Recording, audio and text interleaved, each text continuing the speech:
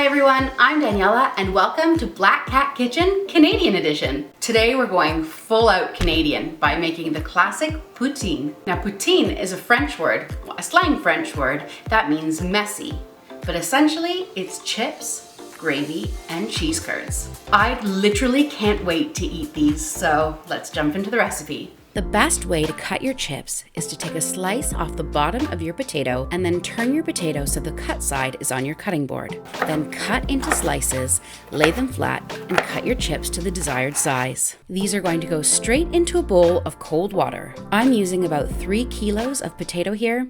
That's about 6 portions of poutine. Your potatoes need to soak for 1 hour. This allows the starches to come out of the potato and make them extra fluffy in the middle and crunchy on the outside. To 3 tablespoons of cornstarch, we're going to add 2 tablespoons of water. Just give that a stir until all of the cornstarch has mixed in and there are no lumps. This will help to thicken our gravy at the end. Cheese curds are the key to a perfect poutine. I'll link down below where I get my cheese curds in the UK. But if you can't find them, you can use a hard block of mozzarella just torn into chunks. Please don't use shredded cheese, that's not poutine. To a pot on medium heat, add 6 tablespoons of butter. We're going to let that start to melt down.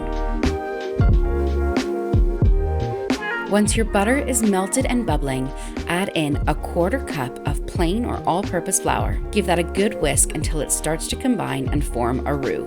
I like to really cook out that flour and let it start to toast and brown a little bit so it brings out that nutty flavor. We're using 1 liter of a mixed stock, 2 parts beef and 1 part chicken. You're going to slowly add this into your roux, whisking between each addition so that we have no lumps. Once all of the bits of roux has started to combine and your sauce is nice and smooth, you can add in the rest of your stock. We're going to let this bubble and boil a little bit.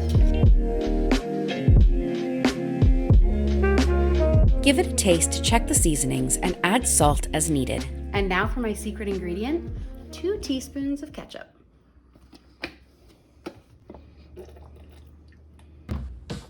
We're adding in the cornstarch mix that we made earlier. I like to start a tablespoon at a time until the gravy is at the right consistency. You don't want it too thick, but too thin and it won't melt the cheese curds. You can see the difference as you're whisking. It starts to get really glossy and gorgeous, and there's just a little bit of thickness. This is the perfect poutine consistency.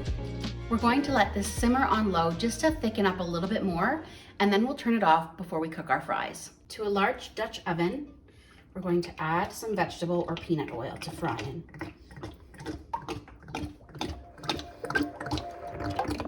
You'll want about 2 inches of oil. I like to use a deep frying thermometer to make sure the oil's at the right temperature. Heat the oil to 300 degrees Fahrenheit or 150 degrees Celsius. Drain your chips and then dry them as best as possible. I like to pour them out on kitchen towel and then dab them until they're completely dry.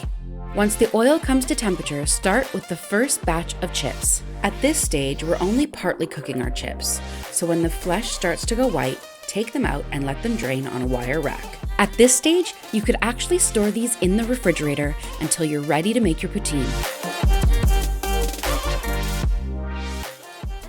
Get your oil heated to 375 degrees Fahrenheit or 180 degrees Celsius. Now carefully add in your par-cooked chips, again in batches. The second fry should take about 2 to 5 minutes until they're beautiful and golden. Scoop them back out onto that wire rack and season with salt.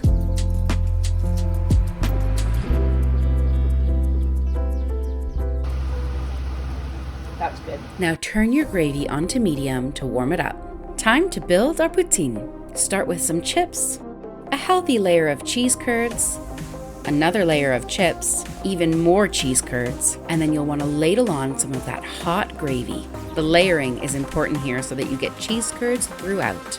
A comforting Canadian classic.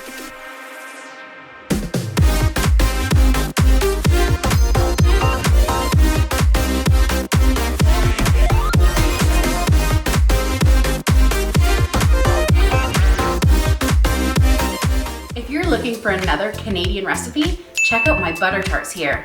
And if you liked this one, give us a big thumbs up, hit that subscribe button, and leave us a comment down below. We'll see you in the next video.